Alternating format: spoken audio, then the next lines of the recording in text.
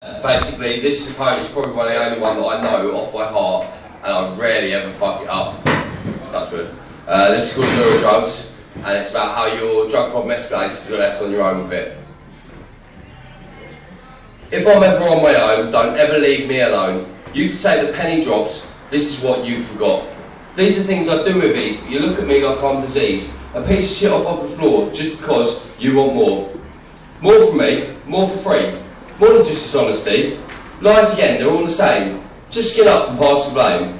Tripping out, tripping in, just wait till my trips kick in. Or could be where my pills begin. Like surgic acid diaphragmide with different pictures on the side. Bart Simpsons or Mr. Men, don't bother me, I'll trip again. Sitting there, you bang up junk because you don't get high off skunk. Take your vitamins every day, when you're hooked on vitamin K, you beg and steal, cheat and lie. This belly's got me flying high. I think I better walk this off, and on the way, a lick of rock. Popping pills and feeling ill, buzz off easy, so unreal. Got me walking everywhere, help for me relieve my cares. So I'll beg, I'll cry, I'll kick, just to give me one more lick. And once again I'll be alone and take all the drugs that I own. The spiral keeps spinning round, you're a cunt, I'm coming down.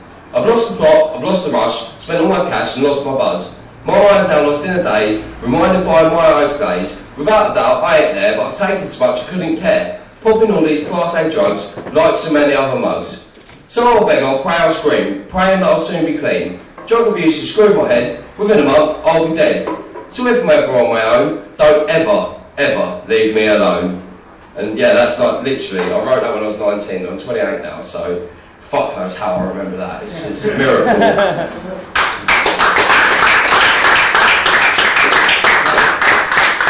This is it's quite fitting considering the Olympics, to be honest. It's called I Am Nothing More, and it's literally how like you get held back by what people's opinions on you and things like that. I'm not a confident person generally. You'll probably notice a little bit further on I'll start going and I apologise quite a lot as well. So if I do that again, I'm sorry. So right, this is I Am Nothing More. I am nothing more than part of a little island race. You can tell it from my accent, you can see it in my face. My ideas and dreams overshadowed by where I come from. Hundreds more lot just like me, many more once I am gone. I am nothing more than just one cog in a machine. I'm as significant now as I would ever or ever have been. I don't stand out or think for myself, just fall blindly into line. Sit there reacting quietly whilst others take what's rightfully mine. I am nothing more than what I allow myself to be. My confidence has always been the thing to derail me. Too often give up trying when I should push on a little more, not willing to aim higher than the gutter or the floor. I am nothing more than what I leave behind. You won't be able to reread the inner workings of my mind, or see the moments where I've acted out of true humanity. You'll only have my criminal record left to remind you of me. I am nothing more than what people think I am. Obviously I can't be anything else. Change isn't part of the plan. In this lifestyle forever, it now looks like I'm stuck. Because I can't change the world. Hang on, what the fuck? I am nothing more than I allow myself to be. If someone takes what's mine, I should snatch it back quickly. I shouldn't just accept it, thinking it's alright. For what is mine, I should be prepared to stand up and fight. I am nothing more than what I aspire for myself. My aspirations shouldn't be defined by my mental health. I don't need a doctor to tell me something's wrong, or a little capsule of drugs to make me think that it's all gone. I am nothing more than the words I choose to say. Some of them choices I'm haunted by every single day. They sound like great ideas whilst inside my head, but once they've been spoken, I just wish I'd shut my mouth instead. I am nothing more than the sum of all my dreams, a broken jumble of ambition and nightmares or so it seems. I can aim for the sky, but is there any point to it when the world that I live in takes joy in moving the target? Hang on, sorry about this.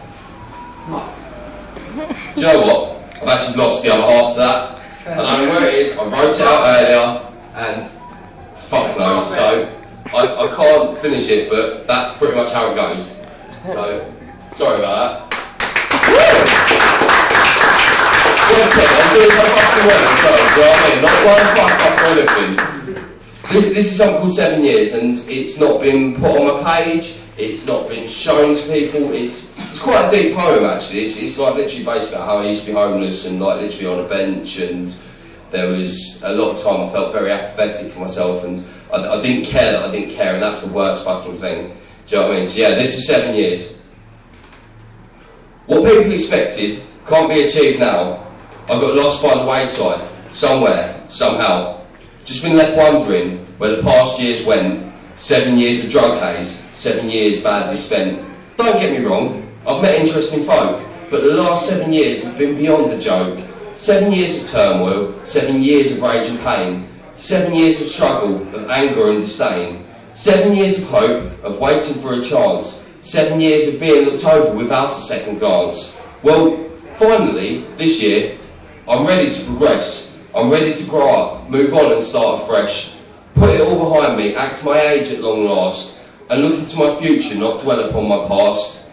This year I'm going to do what I should have 7 years ago. Stop blocking life out, give living a solid go. So at the age I am, not 17, but now 25, maybe without drugs I can enjoy to be alive. Have 7 years of working hard, 7 years of joy. Maybe I might get married, have a little girl or boy. Have 7 years maturing, just like a fine wine. Have 7 years of achievement that's all mine. 7 years of laughter, 7 years of victory and pride. 7 years of succeeding where before I'd only tried. 7 years of caring for myself, 7 years of fun. 7 years of self-improvements, finally begun. So yeah, I wrote that in November 09, and that's the first time I've ever seen live, so yeah. Took a lot to do that as well. Right. I've got a tendency to fuck this one up. It's another one I apparently know off by heart, and apparently it depends on how many beers that I have when I tell you that I know it off by heart. So yeah, this is called Putting the Great Back In, and I really like this poem, so I really hope this goes flawlessly, but if it doesn't, I'm so fucking sorry. Okay, so Putting the Great Back In.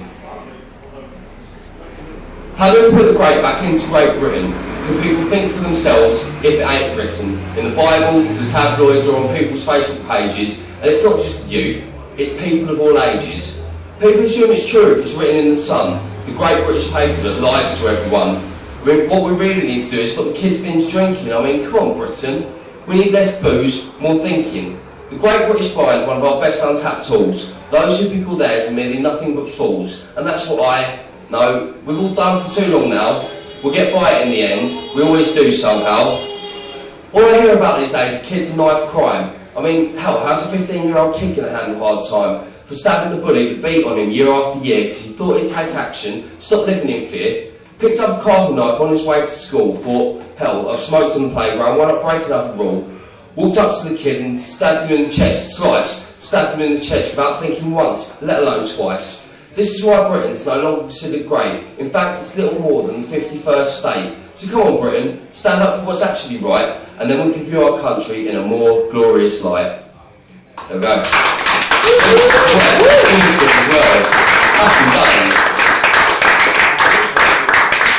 Right, this is the last one I've actually got with me up here now, but I'll be back up again as part of Uji's set, which we've got a couple to write together. This is Shard by Shard, and I'm going to dedicate this to someone that's actually going to see it a bit later. This is for Jay, Baz and Dave, and also for my girlfriend Tash, who's actually on camera. So, right, Shard by Shard. They call me Grimberly, some days I'd rather be. GrIm, the name my mum and dad chose for me. I must be a nice guy. Well, I do my best, I try. But I wasn't always, and that I will never deny. About 12 years ago, it was like watching a different show. Back then, I was someone that I wouldn't want to know.